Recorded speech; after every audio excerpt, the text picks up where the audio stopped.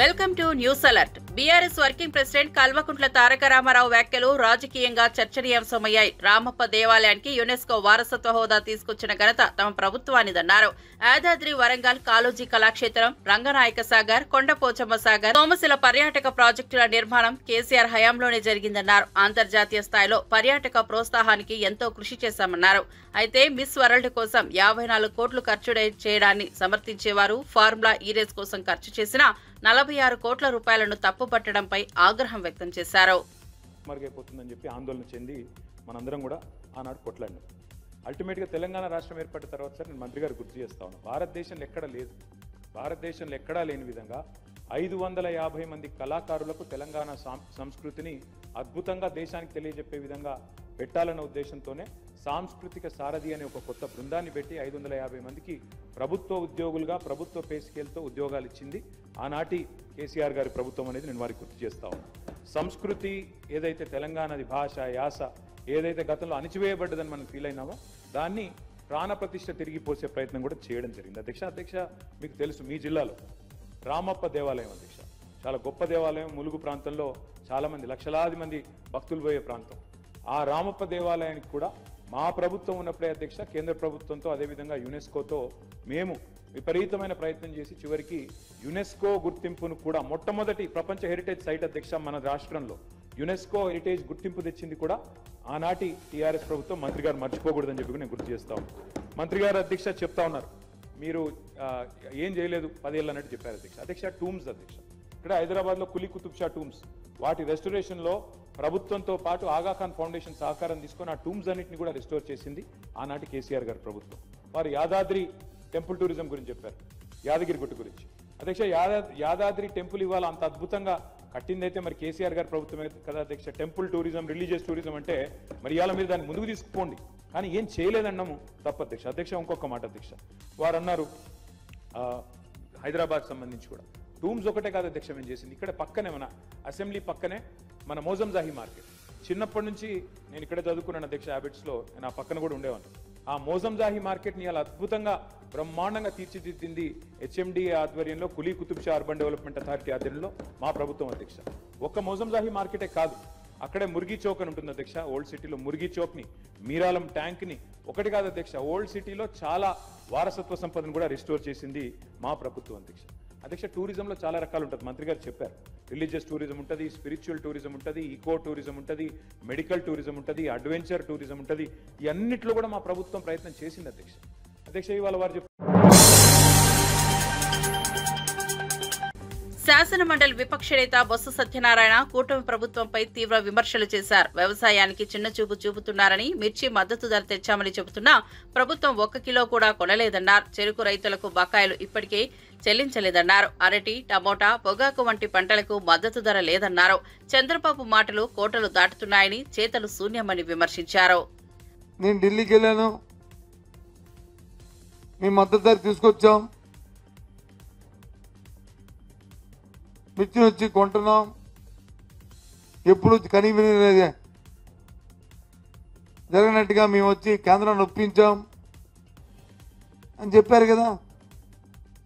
మా నాయకుడు జగన్మోహన్ రెడ్డి గారు మిర్చి ఆటికి వెళ్ళి రైతుల కష్టాలు తెలుసుకుంటున్న నేపథ్యంలో 11,700 రూపాయలని మద్దతు ధరని పెట్టి ఆ ధరకు ఒకాలి, కానీ ఎవరైనా తక్కువకు అమ్మితే మార్కెట్ ఇంటర్వెన్షన్ చేసి కేంద్ర రాష్ట్ర ప్రభుత్వాల ద్వారా ఏజెన్సీ ద్వారా కొంటామని చెప్పారు కదా. చెప్పండి, వాటికి 1 కేజీ అని కొన్నారా మీరు? 1 కిలో అంటే 1 కిలో కొన్నారా? కొంటే ఎందుకు ఇవాళ రైతులందరూ వచ్చి అక్కడ మిక్సీ రైతులందరూ ధర్నాలు చేస్తారు? అక్కడ చెప్పండి మీ లెక్కల ప్రకారం ఎన్ని కొన్నారు? మాటలు చూస్తూ కోటలు దాటిపోతాయి కొండంతా, చేతుల్లో శూన్యం.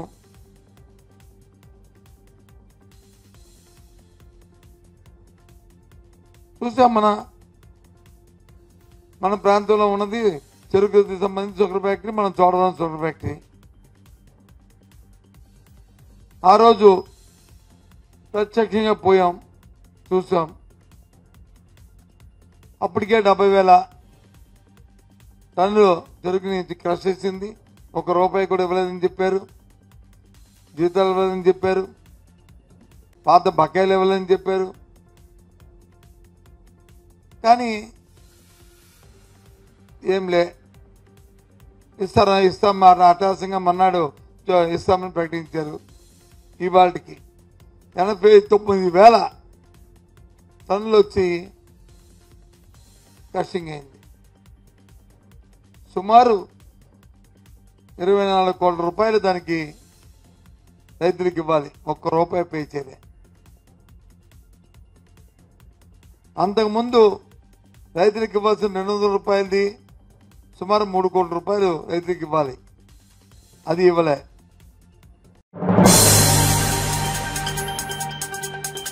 వైఎస్ఆర్ కాంగ్రెస్ పార్టీ సీనియర్ నేత మాజీ మంత్రి పేర్ని నాని సంచలన వ్యాఖ్యలు చేశారు. ఏపీలో లేని లిక్కర్ స్కామ్ పేరుతో తప్పుడు ఆరోపణలు వేసి మాజీ సీఎం జగన్ ను అరెస్టు చేయాలని కుట్ర కూటమి ప్రభుత్వానికి ఉందన్నారు. ఎక్సైజ్ శాఖ మాజీ ఎండీ వాసుదేవ్ రెడ్డిని బెదిరించి తప్పు స్టేట్మెంట్లు తీసుకున్నారన్నారు. అమాయకుల పేర్లు వినిపించి జగన్ ను ముద్దాయిగా చూపాలని కుట్ర జరుగుతోందన్నారు. ఎంపీ లావు శ్రీకృష్ణదేవరాయలు టీడీపీ గూటికి వెళ్లి చిలక పలుకులు పలుకుతున్నారని ఎద్దేవా చేశారు. స్కిల్ స్కామ్ లో చంద్రబాబుకు వచ్చిన నోటీసులపై మాట్లాడాలని డిమాండ్ చేశారు. లేదా పోలవరం ప్రాజెక్టుకి అరకొర నిధులు కాదయా, సంపూర్ణమైనటువంటి భూసేకరణతో సహా నిర్వాసితులకి చెల్లించాల్సినటువంటి డబ్బులతో సహా తక్షణం చెల్లించండి అని నిలదీసేదానికి లోక్సభలో పల్నాడు ప్రజలు తనకి ఇచ్చినటువంటి మైక్లో మాట్లాడే అవకాశాన్ని ఆయన వాడుకోడు. లేదా ఈ ఆంధ్ర రాష్ట్రానికి మరీ ప్రత్యేకించి సాగు కోసం, తాగునీటి కోసం ఇబ్బందులు పడుతున్నటువంటి రాయలసీమ లిఫ్ట్ ఇరిగేషన్ని అధికారికంగా లేదా కేఆర్ఎంబి ఇచ్చినటువంటి స్టేని ఎత్తివేయటం కోసం పల్నాడు ప్రజలు ఇచ్చినటువంటి అధికారాన్ని తన మైకు వాడడం, లేదా ఈ మధ్యకాలంలో మనం చూస్తున్నాం జనాభా నియంత్రణ అనేది ప్రభుత్వం ప్రజలకి నూరిపోయటం వల్ల ఈ దేశ శ్రేయస్సుని కాంక్షించి దక్షిణ భారతదేశంలోని ప్రజలందరూ కూడా జనాభా నియంత్రణ కోసం కంకణబద్దులై ఆనాటి ప్రభుత్వం చెప్పిన లక్ష్యాన్ని ఆచరణలో పెడితే దాన్ని సాకుగా ఇవాళ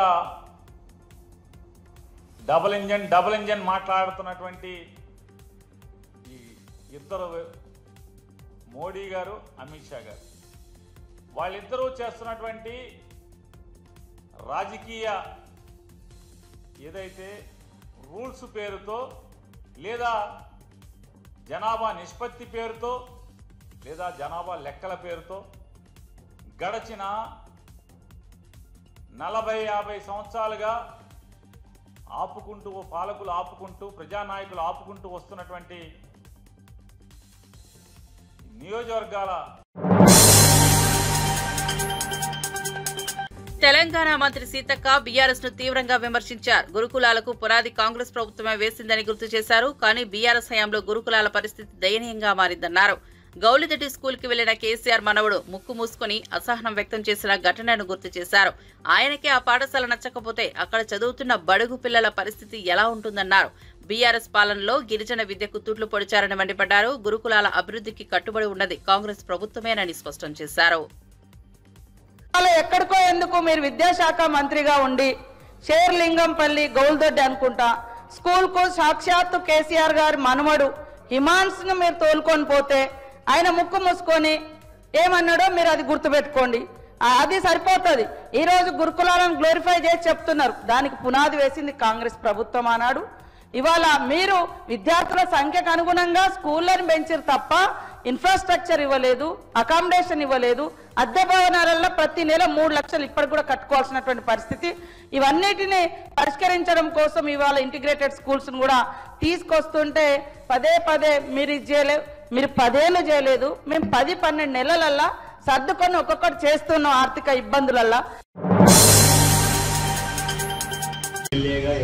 ఎమ్మెల్సీ జీవన్ రెడ్డి కీలక వ్యాఖ్యలు చేశారు. ఆశించిన పదవి రాకపోవడం వల్ల కొంత అసంతృప్తి ఉందని ఒప్పుకున్నారు. అయితే ఆ అసంతృప్తిని ప్రజాసేవకు అడ్డుగానే భావించారని స్పష్టం చేశారు. ప్రజలు నమ్మిన నాయకుడిగా ప్రజా జీవితంలో కొనసాగుతారని చెప్పారు. అసంతృప్తి తలెత్తినా పార్టీ పట్ల తనకు నమ్మకమేనని పేర్కొన్నారు.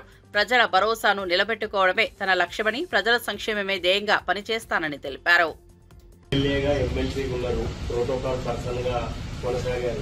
మీ పార్టీ అధికారంలోకి వచ్చింది, ప్రోటోకాల్లో మళ్ళీ మిమ్మల్ని కొనసాగిస్తుందని భావిస్తున్నారు. ఇప్పుడు ప్రోటోకాల్ అనేది 2 రకాలు ఉంటుంది. ఒకటి అధికారికంగా బాధ్యతలు నిర్వహించేటువంటి అవకాశం. ఇంతకాలం ప్రజా జీవితం మీరు అన్నట్టు 4 దశాబ్దాల నుండి ఏదో రకమైనటువంటి ఒక బాధ్యతతో నేను విధులు నిర్వర్తించాను. ప్రభుత్వ పరంగా, పార్టీ పరంగా ఈ అవకాశం వస్తుంది. నేను వాస్తవ శాసన మండలి సభ్యుడిగా నాకు తిరిగి అవకాశం వస్తుందని చెప్పి భావించింది. న్యాచురల్ అది చెప్పండి. ఆనాడు ఏదైతే ఉందో 2090 పట్టభద్రుల నియోజకవర్గానికి పోటీ నిలబడినప్పుడు ఏదైతే ఉందో వాస్తవం చెప్పండి, నాపై ఇచ్చిన బాధ్యత కర్తవ్యం నిర్వర్తింపజేయడంలో నేను I feel I'm more satisfied. తిరిగి నేను I thought I get anyway. Somehow party ఆలోచన విధానం ఇదేనగా ఏదైతుందో party what ever it is 2 పొందలేకపోయినా అంత మాత్రాన్ని ఏదైతుందో మీరన్నట్టు అధికారిక హోదా అనేది ఒకటి. Otherwise I got my own ఒక పౌరుడిగా నాకున్నటువంటి ఒక గత ప్రజా జీవిత అనుభవం ఉన్నది. నాకు గత ప్రజా జీవిత అనుభవం ఉన్నది. నాకు చెప్పండి. అందుకే ఎప్పుడు చెప్తుంటా, నా జీవితం చివరి క్షణాల వరకు కూడా ఏదైతుందో ఏ హోదా అనేది ప్రధానం కాకుండా ఇలా ప్రజా అవసరాల కొరకు వారికి నేను తోడ్పడే విధంగా నాకు మరి ఆ భగవంతుడు అవకాశం కల్పిస్తాడు. నా విధంగా నా బాధ్యత నిర్వర్తిస్తా అని చెప్పని భావిస్తాను. సొంత పార్టీలో కొంత ఇబ్బందికరమైన పరిస్థితే కదా, పార్టీ అధికారంలో ఉండి కూడా మీకు ఏ ప్రోటోకాల్ రాకపోవడం. ఇప్పుడు న్యాచురల్ గా కొంత అసంతృప్తి అనిపిస్తుంది. నాకేం అసంతృప్తి లేదని చెప్పి అన్నాకనే ఏదైతుందో అదేదో మొహమాటంతో మాట్లాడంటే ఆశించింది లభించినప్పుడు ఎవరికైనా అసంతృప్తి ఉంటుంది. బట్ న్యాచురల్ అది. నాకు కూడా కొంత అసంతృప్తి ఉంటుండేది. కానీ అసంతృప్తిని పరమావధి చేసుకుని ఏదైతుందో నేను జీవితాన్ని బ్రేక్ వేసుకోలేదు కదా. నేను జీవితాన్ని బ్రేక్ వేసుకోదలుచుకోలేదు. నా ప్రజా జీవితాన్ని బ్రేక్ వేసుకోదలుచుకోలేదు. నేను ప్రజా జీవితాన్ని బ్రేక్ వేసుకోదలుచుకోలేదు. ఏ స్థానము, ఏ స్థాయి, ఏ హోదా అనేది ప్రధానం కాకుండా నేను తప్పకుండా నేను ప్రజా జీవితంలో నేను కొనసాగుతా, ప్రజా శ్రేయస్సు పాటు. ఎలాంటి అవకాశం ఇవ్వకపోతే మీ భవిష్యత్తు ఇప్పుడు ఇంతకంటే మంచి చెప్పాలి. వైఎస్ఆర్సీపీ యువజన విభాగం రాష్ట్ర అధ్యక్షుడు జక్కంపూడి రాజా రాష్ట్ర ప్రభుత్వంపై ఘాటు విమర్శలు చేశారు. రాష్ట్రంలో ప్రజా వ్యతిరేక పాలన సాగుతుందని, కూటమి ప్రభుత్వాన్ని ప్రజల ముందే నిలదీస్తామన్నారు. త్వరలో గ్రామస్థాయిలో యువజన విభాగ కమిటీలు ఏర్పాటు చేసి ఉద్యమాన్ని ఉధృతం చేస్తామని ప్రకటించారు. జగన్ ప్రభుత్వం ఇచ్చిన డీఎస్సీ నోటిఫికేషన్ను చంద్రబాబు రద్దు చేశారని, మెగా డీఎస్సీ ఎక్కడుందో ఎవరికీ తెలియదని విమర్శించారు. అభ్యర్థుల జీవితాలతో చెలగాటమాడుతున్నారని ఆరోపించారు. కొత్తగా ఒక పరిశ్రమ రాక నిరుద్యోగ వృత్తి ఊసే లేకపోవడంపై మండిపడ్డారు. బలోపేతం చేసేటటువంటి దిశగా అడుగులు వేస్తా ఉన్నాం. అందులో భాగంగానే ఉత్తరాంధ్ర జిల్లాలకు సంబంధించి శ్రీకాకుళం గాని, విజయనగరం గాని, విశాఖపట్నం గాని, పార్వతీపురం మన్యం గాని, ఏఎస్ఆర్ జిల్లా కావచ్చు, లేక అనకాపల్లి జిల్లా కావచ్చు, ఈ 6 జిల్లాలకి సంబంధించినటువంటి కమిటీల నిర్మాణం మీద విశాఖపట్నం జిల్లా పార్టీ ఆఫీసులో మీటింగ్ పెట్టుకోవడం జరిగింది. తొందరలో వీటన్నిటిని కూడా పూర్తి చేసి, ముఖ్యంగా ఏదైతే ఎన్నికలకు ముందు చంద్రబాబు నాయుడు గారు ఇదే జనసేన పార్టీ, బీజేపీ కలిసి అనేక వాగ్దానాలు ఇచ్చారో, అందులో ప్రధానంగా యువతకి సంబంధించి ఏదైతే గతంలో వైఎస్ఆర్ కాంగ్రెస్ పార్టీ అధికారంలో ఉన్నటువంటి సందర్భంలోనే డిఎస్సి నోటిఫికేషన్ ఇస్తే దాన్ని క్యాన్సిల్ చేసి మెగా డిఎస్సి అని చెప్పి మొట్టమొదటి సంతకం చేశారు చంద్రబాబు నాయుడు గారు. ఇవాళకి దాదాపుగా 9 నెలలు గడుస్తా ఉన్నా కూడా మెగా డిఎస్సి అనేటువంటిది ఎక్కడుందో కూడా ఎవరికి కూడా కనిపించినటువంటి పరిస్థితి. అలాగే గ్రూప్స్ కి సంబంధించినటువంటి ఎగ్జామ్ల నిర్వహణ విషయంలో కూడా అనేక ఆవేదనకి గురి చేసేటట్టుగా రాసేటటువంటి వాళ్ళందరినీ కూడా యువతని ఒక అయోమయ పరిస్థితిని తీసుకొచ్చి వాళ్ళ జీవితాలతో చెలగాటం ఆడుకున్నటువంటి పరిస్థితిని కూడా మనందరం కూడా గమనించాం. మరో పక్కన ముఖ్యంగా ఎవరైతే కూటమి పార్టీలకి అనుకూలంగా పనిచేయనటువంటి వాళ్ళు ఉన్నారో వాళ్ళందరి మీద కూడా రాష్ట్ర వ్యాప్తంగా కేసులు పెడుతూ ఓ లా అండ్ ఆర్డర్ సిచ్యువేషన్ ని తీసుకొస్తా ఉన్నారు రాష్ట్రంలో. ఆ కారణంగా జగన్మోహన్ రెడ్డి గారి హయాంలో వచ్చినటువంటి పెద్ద పెద్ద కంపెనీలు సైతం రకరకాల రంగాలలో, అది ప్రొడక్షన్ కి సంబంధించినటువంటి ఇండస్ట్రీలు కావచ్చు, సర్వీస్ ఇండస్ట్రీలు కావచ్చు, లేక రకరకాల సంస్థలు ఏదైతే ఎంఎన్సీ కంపెనీలు కూడా వచ్చినాయో అవన్నీ కూడా ఇవాళ ఇక్కడ ఉన్నటువంటి లా అండ్ ఆర్డర్ పరిస్థితి చూసి భయపడి వెనక్కి వెళ్ళిపోతా ఉన్నటువంటి పరిస్థితుల్లో కొత్తగా ఎక్కడా కూడా ఏ ఒక్కరికి ఉద్యోగాలు వచ్చేటటువంటి పరిస్థితి లేదు. సరికదా ఉన్నటువంటి కంపెనీలు కూడా వెళ్ళిపోతా ఉన్నటువంటి పరిస్థితుల్లో ఉన్న ఉద్యోగాలు కూడా ఎగిరిపోతా ఉన్నటువంటి పరిస్థితి కనిపిస్తా ఉంది.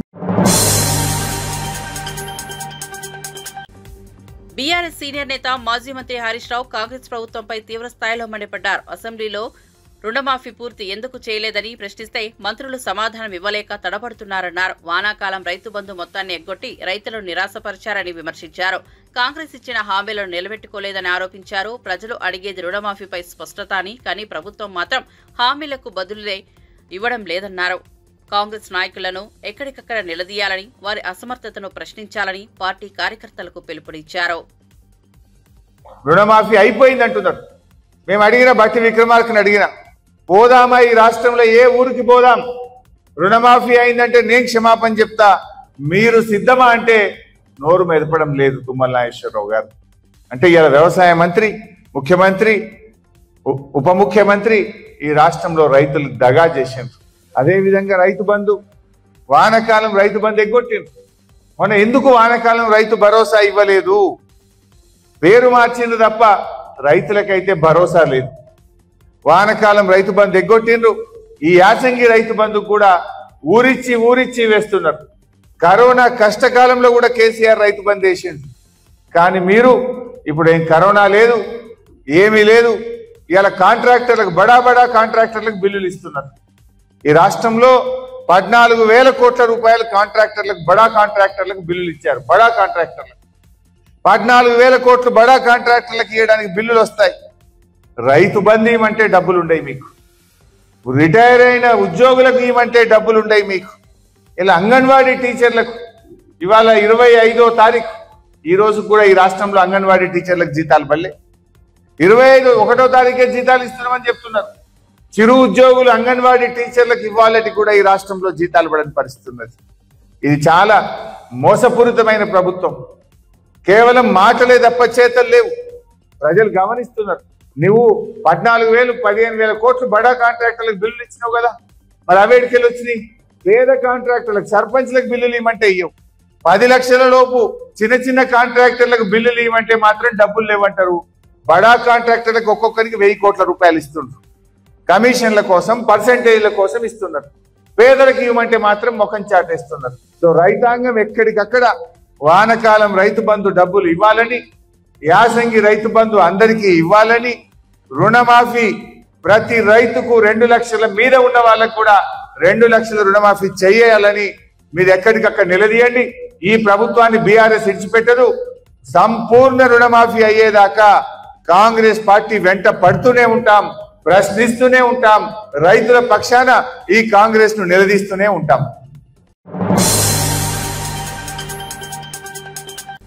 క్యాన్సర్ బాధిత చిన్నారి నితిన్ ను పరామర్శించిన మంత్రి శ్రీధర్ బాబు భావోద్వేగానికి గురయ్యారు. భూపాల్పల్లి జిల్లాకు చెందిన నితిన్ గత కొన్నాళ్లుగా క్యాన్సర్ తో పోరాడుతున్నాడు. ఈ నేపథ్యంలో నితిన్ ను కలిసి శుభాకాంక్షలు తెలిపిన మంత్రి అతడి చివరి కోరికను తెలుసుకుని కంటతడి పెట్టారు. క్రికెట్ ఆడాలన్న నితిన్ కోరిక మేరకు క్రికెట్ కిట్ అందజేశారు. అతడి కుటుంబానికి అండగా ఉంటారని, అవసరమైన సహాయాన్ని అందజేస్తానని భరోసా ఇచ్చారు.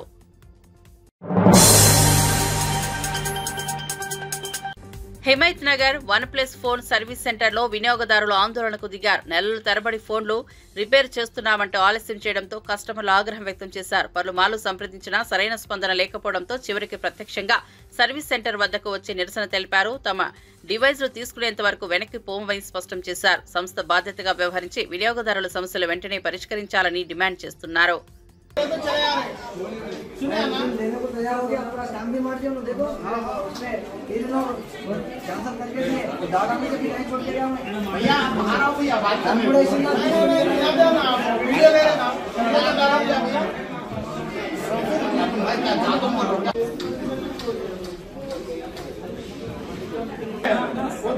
ऐसा बात करें तो बात करने ऐसे बात करके मेरे से बात कर रहे हो ना, ऐसे मार के बात कर रहे हो ना, करा के दे तुम बोल के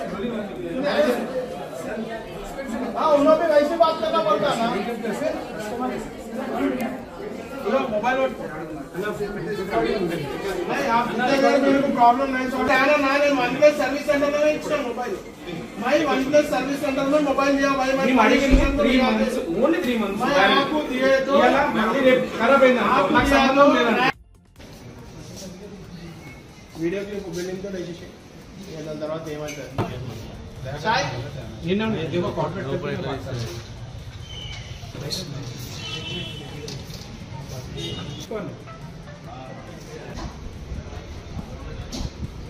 जो అయినా మేనేజర్ అన్న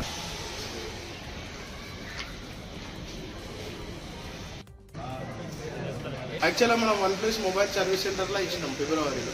డిస్ప్లే ప్రాబ్లం వచ్చిందని ఇచ్చినాం. డిస్ప్లే ఏమైందంటే లైన్స్ వస్తే మనకి డిస్ప్లే చేసి ఇచ్చిండు, మదర్ బోర్డ్ ఇష్యూ వచ్చింది. ఫిబ్రవరి 27 రోజు మనం మదర్ బోర్డ్ ప్రాబ్లం ఉందని ఇస్తే నాకు చేసిస్తా అని చెప్పి 1 మంత్ నుంచి ఇప్పటిదాకా కూడా మనకు ప్రాబ్లమ్ సార్ట్అవుట్ చేయలేదు. కొత్త మొబైల్ ఇస్తాను ఒప్పుకున్నారు, ఇచ్చిన దానికి వారంటీ ఇవ్వాలని చెప్తున్నారు. ఇప్పుడు మేము తీసుకొని పోతే ఆఫ్టర్ 1 డే రేపు పొద్దున ఏమైనా ప్రాబ్లం వస్తే మాకు సంబంధం లేదు.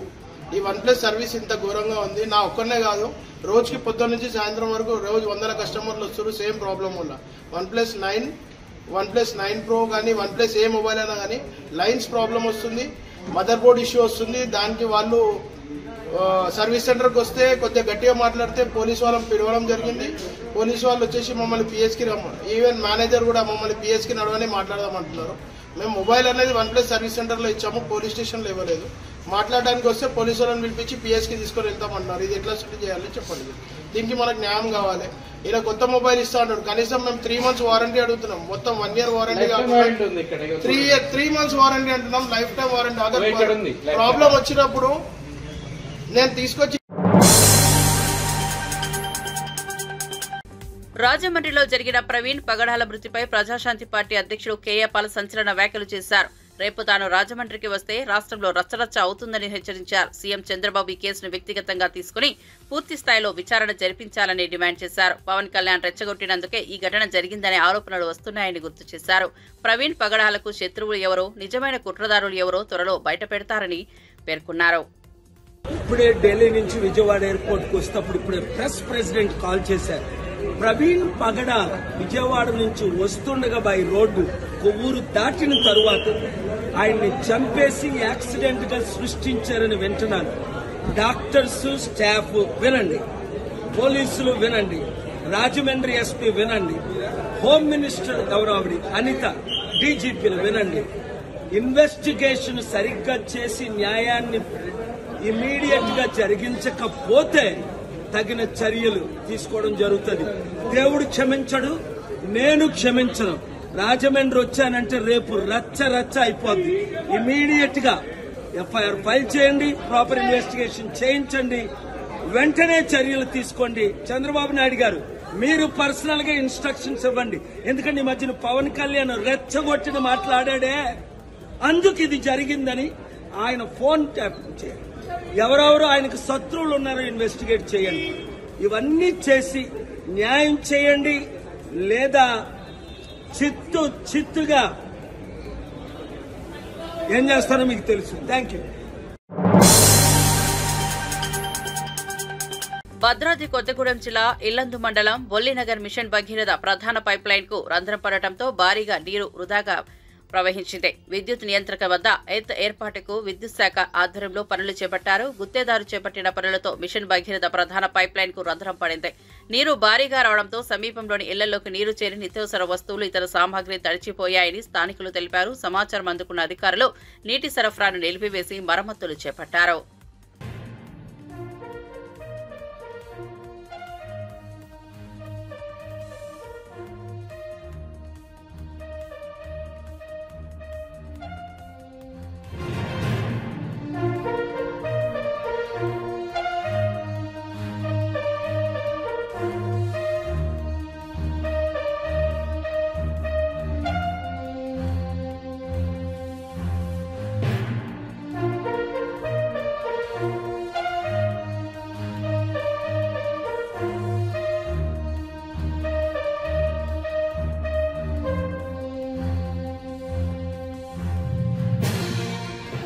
పొక్కలు పడ్డాయి సార్. మిషన్ ఖరాబ్ అయింది. ఒక పాత మా టీవీ ఉండే ఆ టీవీ నాశనం అయిపోయింది. మొత్తం బట్టలన్నీ నాశనం అయినాయి. ఇల్లంతా తడిసిపోయినాయి. మొత్తం నాశనం. తినే బియ్యం కూడా నాశనం అయిపోయినాయి. జొన్నలు తెచ్చుకుని అవి నాశనం అయిపోయినాయి. అన్నీ నాశనం అయిపోయినాయి సార్. ఏమి లేవు ఇంట్లో. ఇంత రౌతులతో రేకులు మొత్తం మా ఇంటి మీదనే అయిపోయింది. కరెంట్ వాళ్ళు వచ్చి రాబట్టికే పగిలింది సార్. లేకపోతే నాకు తెలియదు. మేము అనుకోకుండా పోయేవారుగా జరిగిన విషయం అని. ఎవరు అనుకోలేదు అట్లా జరుగుతుందని. అట్లా నమస్తే అండి, నా పేరు ధన్సరి శ్రావంతి. తెలంగాణ గ్రామ పంచాయతీ మాజీ సర్పంచ్. ఇక్కడ బొల్లినగర్ ఏరియాలో వీళ్ళు కరెంట్ లైన్ అని వర్క్ చేస్తారండి. అక్కడ మిషన్ భగీరథ పైప్ లైన్ ఉంది చూసుకోలేదు వాళ్ళు. ఆ పైప్ లీక్ అయ్యి 3 ఇల్లులు మొత్తం మునిగిపోయినాయి. పెద్ద పెద్ద రాళ్ళు పడ్డాయి వాళ్ళ ఇంటి మీద. మేము ఇక మాది సర్పంచ్ కదా అని చెప్పి వాళ్ళు మాకు ఏది చెప్పట్లేరు. మేము కూడా సరేలే మా ప్రజలు మా అందరూ ఉంటే చాలే అనుకున్నాం. మాకు వాళ్ళు చెప్పారు, ఒక మాట చెప్పారు. వచ్చి చూడంగానే 3 ఇల్లులు మొత్తం మునిగిపోయినాయి. రాళ్ళు పడ్డాయి వాళ్ళ ఇంటి మీద. అప్పటిలోపు కూడా ఏఈ గారు కానీ మిషన్ భగీరథ ఎవరు కూడా రాలేదు. ఎప్పటికప్పుడు ఎమ్మటెమ్మటే ఫోన్లు చేయడం వల్ల ఇప్పుడు ఏఈ గారు డీ గారు వాళ్ళు వచ్చారు, చూసారని. కొంచెం తొందరగా పైప్ లైన్ కూడా మంచిగా చేస్తే బాగుంటుందని కోరుకుంటున్నాను. ఆంధ్రప్రదేశ్ రాష్ట్ర పర్యాటక, సాంస్కృతిక మరియు సినిమాటోగ్రఫీ శాఖ మంత్రి కందుల దుర్గేష్ విశాఖపట్నంలోని ప్రసిద్ధ సింహాచలం శ్రీ వరాహలక్ష్మి నరసింహస్వామి ఆలయంలో దర్శించుకున్నారు. ఉదయం స్వామివారిని దర్శించుకుని ప్రత్యేక పూజలు చేశారు. రాష్ట్ర అభివృద్ధి, ప్రజల శ్రేయస్సు కోసం స్వామివారి ఆశీస్సులు తీసుకున్నామని చెప్పారు. పర్యాటక అభివృద్ధిలో భాగంగా సింహాచలం వంటి ప్రముఖ దేవస్థానాలను అంతర్జాతీయ స్థాయికి తీసుకెళ్లే దిశగా చర్యలు తీసుకుంటామని తెలిపారు. ఆలయ అధికారులు మంత్రికి తీర్థ ప్రసాదాలు అందజేశారు.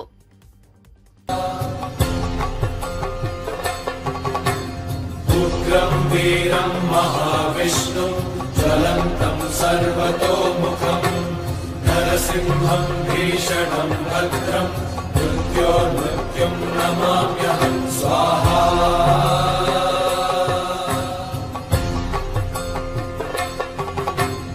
ఉగ్రం వీరం మహావిష్ణు జ్వలంతం సర్వతోముఖం నరసింహం భీషణం భద్రం మృత్యోర్మృత్యుం నమామ్యహం స్వాహా.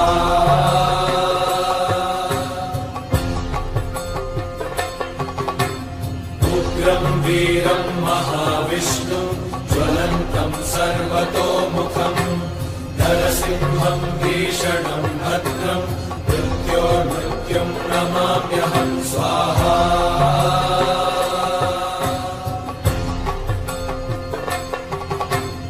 ఉగ్రం వీరం మహావిష్ణు జ్వలంతం సర్వతోముఖం నరసింహం భీషణం భద్రం మృత్యోర్మృత్యుం నమామ్యహం స్వాహా.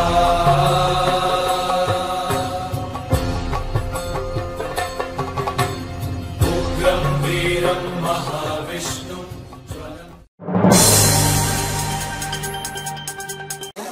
తిరుమల శ్రీవారి సేవలో ప్రముఖ సినీ నిర్మాత నాగవంశీ పాల్గొన్నారు. ప్రతి సినిమా విడుదలకు ముందు స్వామివారి దర్శనం తనకు ఆనవాయితీగా మారిందన్నారు.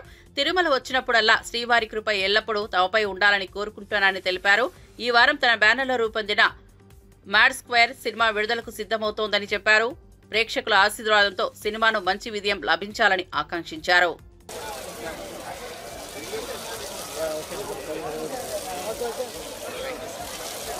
ఇలా స్ట్రైట్ వచ్చేసి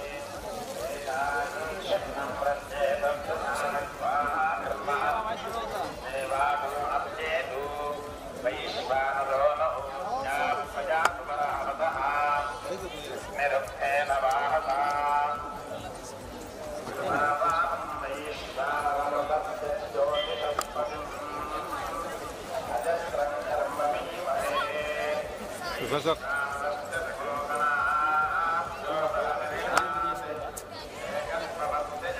Oh.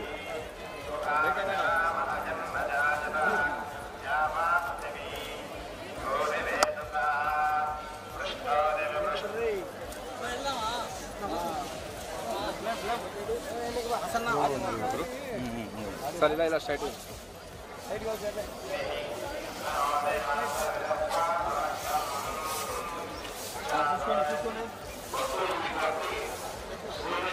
దర్శనం చాలా బాగా జరిగింది.